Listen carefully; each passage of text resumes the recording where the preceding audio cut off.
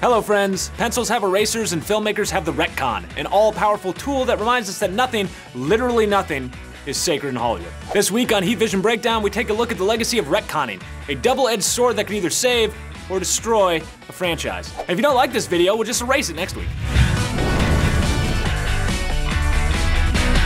What does retcon stand for? Oh, I'm glad you asked. Retcon stands for Retroactive Continuity, and it's going back and changing things that had already been established in other films.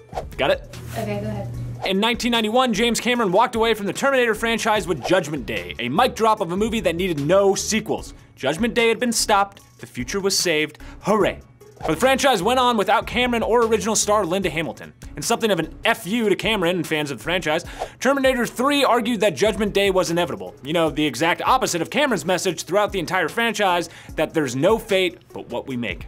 Still, it was an attempt at a direct sequel, as was Terminator Salvation, a film with a daring premise, finally showing us the future post-Judgment Day, but which sidelined Christian Bale's John Connor in favor of convicted murderer turned robot played by Sam Worthington. You know, basically lying to all of us who bought tickets, you sons of 2015's Genisys was the first Terminator movie to declare that only T1 and T2 were canon, and yet went on to rewrite that very canon of that film by setting in a reality in which Sarah Connor had been raised by a T-800 who had cared for her since the age of 9. That's kind of cool, I guess, right? I thought you were dead. No, just upgraded. Never mind.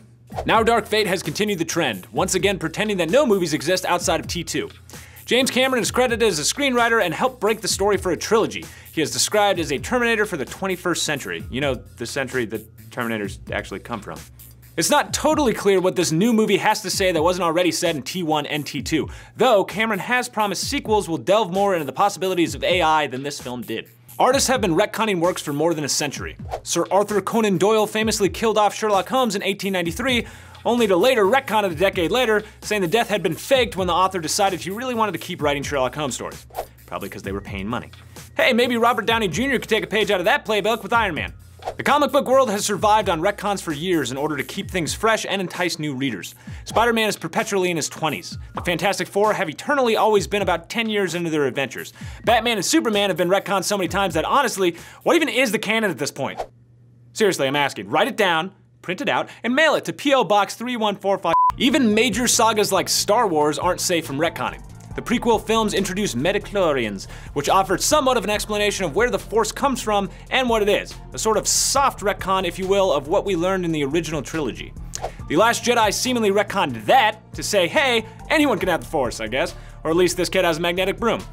That film also threw out pretty much everything that The Force Awakens set up and made Luke Skywalker go from a guy who was willing to give up his own life under literal torturous electrocution to prove there was still good in his father to a dude who would stand over a sleeping teenager with his lightsaber drawn because he had a bad dream. Does that count as retcon? Retconning can be a double-edged sword. Oftentimes it's done to wipe away less popular direction a series may have headed in, such as how X-Men Days of Future Past undid the heap of dead mutants piled up by X-Men The Last Stand. Other times, however, retcons can undo strong moments from the original film.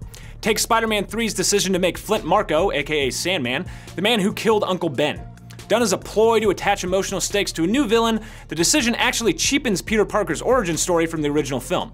Luckily, the rest of the film allows Parker to maintain his dignity.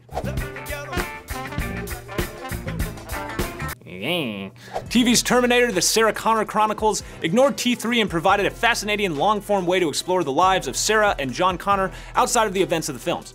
The end of T3, which depicted Judgment Day, was another shocker. And even Salvation had some interesting concepts, particularly the alternate ending that would have seen Sam Worthington's machine take over the Resistance by impersonating John Connor. Okay, and don't forget how in Genisys, the twist was that John Connor was actually the Terminator, which, by the way, was spoiled in the trailer. I mean, why?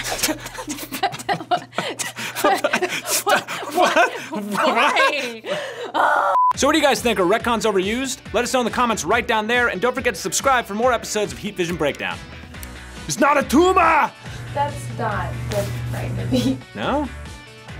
It's in there.